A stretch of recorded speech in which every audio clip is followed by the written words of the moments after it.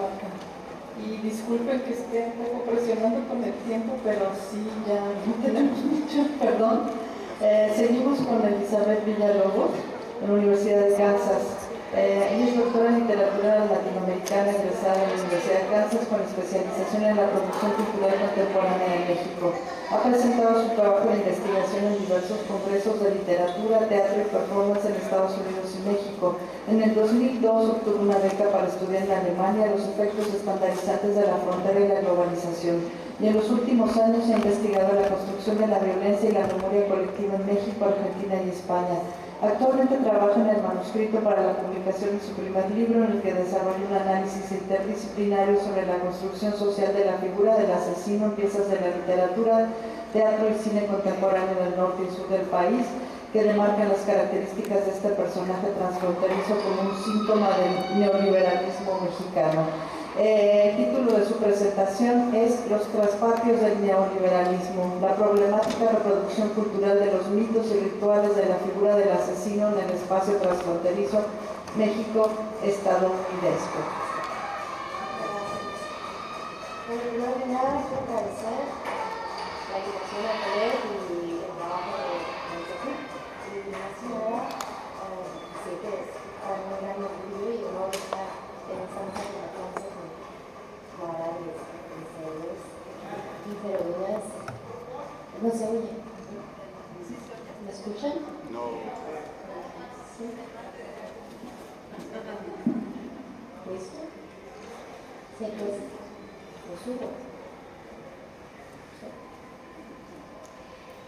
Pues sin más, nada más quiero decir brevemente que una anécdota personal, ¿no?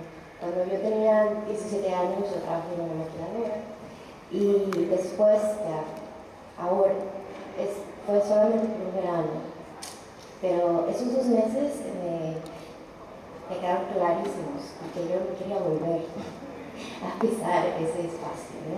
Entonces, por cuestiones del destino y de la academia, ahora vuelvo al espacio fronterizo de la maquiladora, pero desde otra plataforma, ¿no? Desde una perspectiva académica. Entonces, muchas gracias al profesor, doctor Valenzuela Arce, muchas gracias. Bueno, comienzo. Sí, por favor.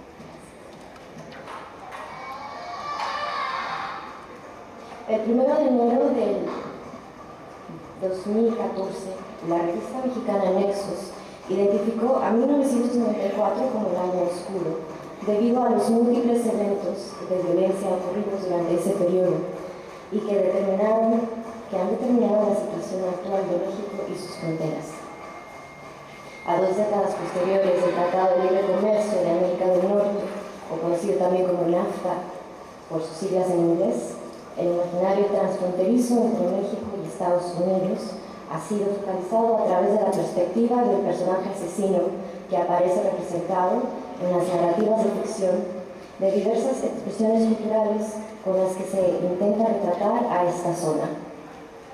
A pesar de su marginalidad, o quizás de la misma, la figura del homicida se muestra como personaje central en piezas de literatura contemporánea en donde sus autores exponen las preocupaciones prevalecientes acerca de la violencia en el diario devenir fronterizo.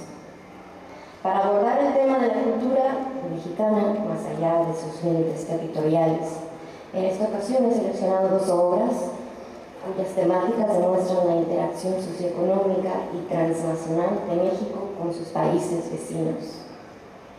Destaco la presentación de los asesinos atípicos, caracterizados por los siguientes personajes. El travesti como ejecutor del asesinato político del candidato predilecto a la gubernatura estatal en el cuento Te gusta el látex cielo del 2008 en Alia Villafuerte, y el indio noble que se ve transformado en el brutal feminicida dentro del guion cinematográfico Vaya 2005 de Sabina Berman.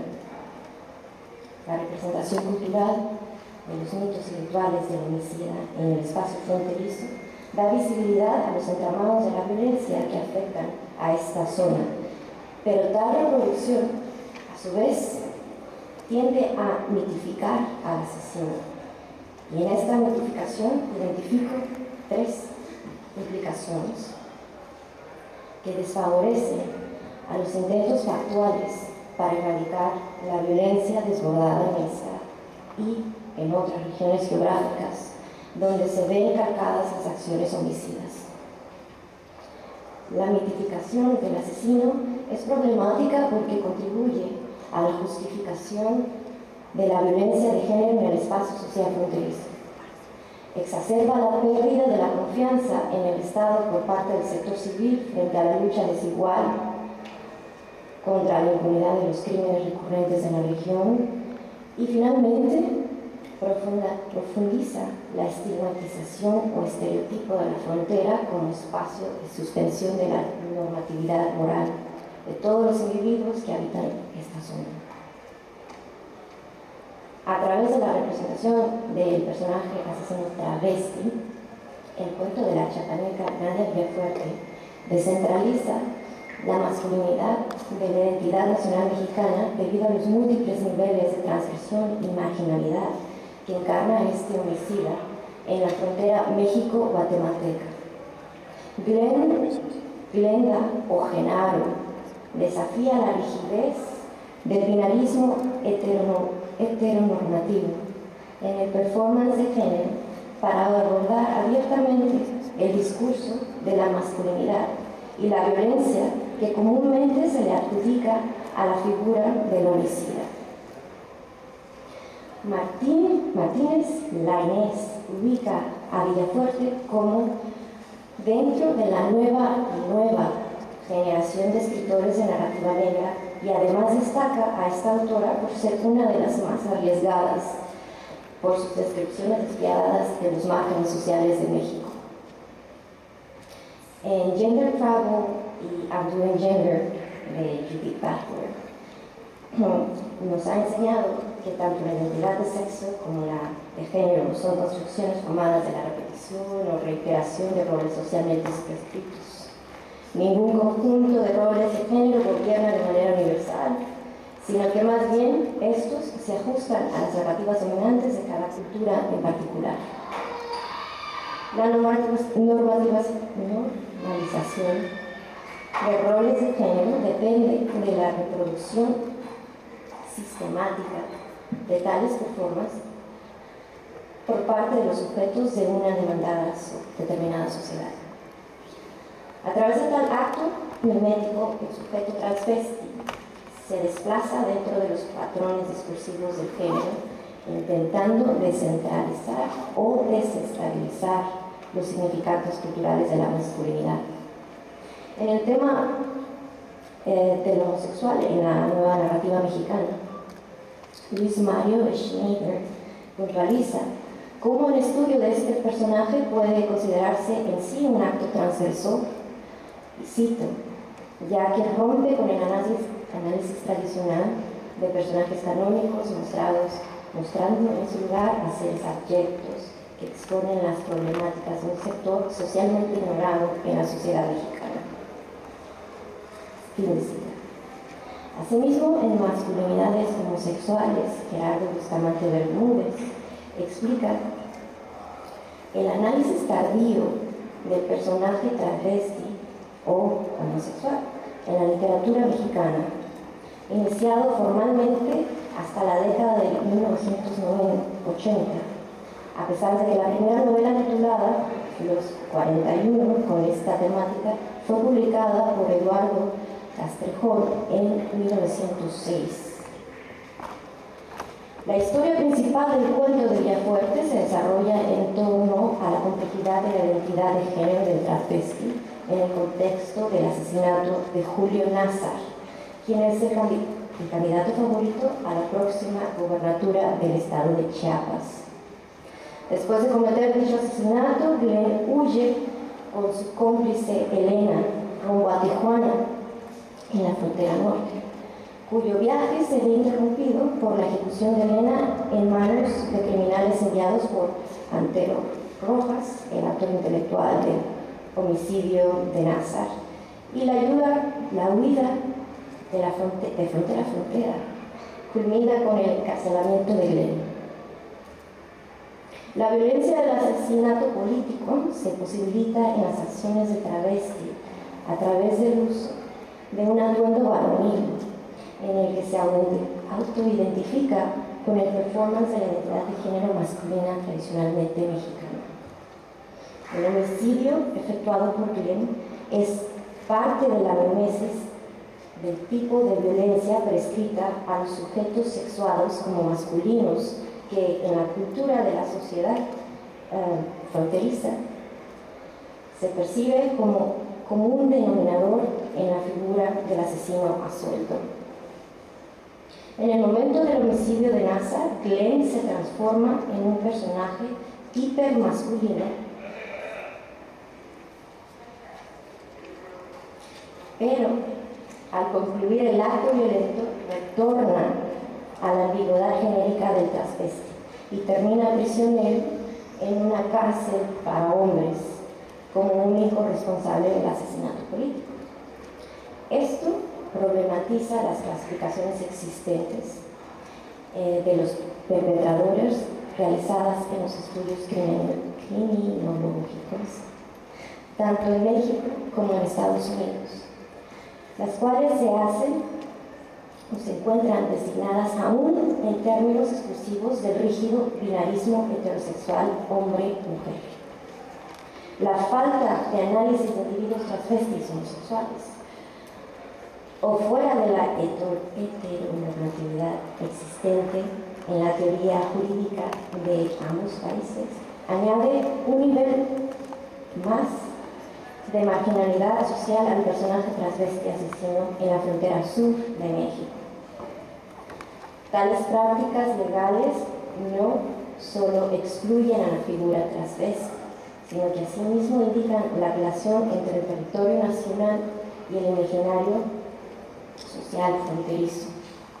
A través del rechazo de las personas que expresan su género fuera de estas categorías, exclusivas hombre-mujer, víctima-victimario, se revela la imposibilidad de conciliación de la masculinidad mexicana y la diferencia entre las características físicas con la identidad de género de Glenn. Finalmente, el asesinato de Elena como cómplice de Glenn a manos de los guaruras de Nazar demuestra la complejidad de la masculinidad prescrita al sur de México en base a los imaginarios sociales de violencia de género identificados frecuentemente con el norte del país. En los diversos estudios de María Socorro Tabenca, Debra Castillo, Ignacio Corona y Héctor Domínguez Rubalcaba sobre el tema de la violencia y el feminicidio en Ciudad Juárez, se analizan las cuestiones que atañen a las diferentes representaciones del Estado fronterizo y los resultados de la violencia causada por el narcotráfico, el asesinato de hombres y mujeres, el impacto negativo de la industria maquiladora. La ubicación geopolítica de Juárez como uno de los espacios más violentos en el norte de la nación llama la atención hacia los efectos de las estrategias económicas en dicho imaginario social, en donde el discurso y las acciones utilizadas por parte de los criminales y de las autoridades del Estado se han convertido en motivos utilizados por un excelente grupo de académicos y artistas para la exploración de las implicaciones del uso de la teatralidad en la estructura social del personaje asesino. En este sentido, podemos distinguir la narrativa de violencia desarrollada en el texto Patria de Sabina Berman, inicialmente publicado en el 2005 por la revista académica norteamericana de teatro Gestos, y su posterior adaptación al cine mexicano en el 2009 bajo el título Patria del Traspatio, dirigida por Carlos Carrera. La singularidad de la violencia representada en la pieza de Berman va más allá de la inmediatez de las dos versiones de Bachelard. sumándose al amplio cuerpo de narrativas que tienen como referencia temática los feminicidios de Ciudad Juárez, que aparecen en cientos de piezas de literatura, teatro, cine y televisión en todos los lados de la frontera.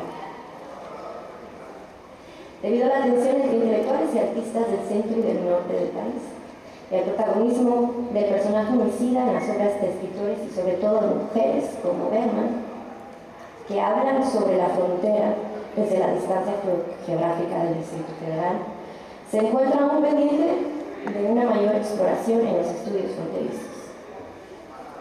Stuart Day señala la relevancia de la obra de Bergman en el campo de los estudios mexicanos como una herramienta para el desmantelamiento de la falsedad en los discursos sociopolíticos con los que se ha protegido a los asesinos en Ciudad Juárez. Destaca el valor de la voz autorial de la dramaturga, quien, cito, desde la posición paradójicamente periférica de Bergman, por vivir en el DF, como enseña, demuestra con claridad que en el caso de Juárez existe un vínculo innegable que involucra y culpa los estamentos nacionales e internacionales. Fin de cita.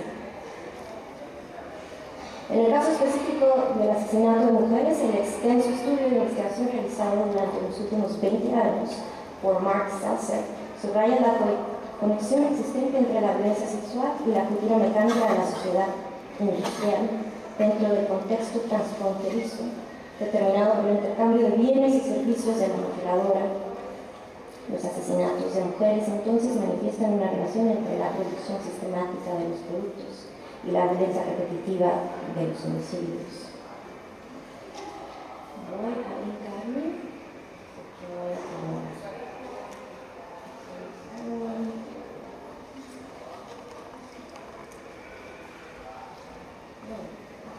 Quiero hablar rápidamente de la figura del indio o el indígena que es migrante en Ciudad Juárez.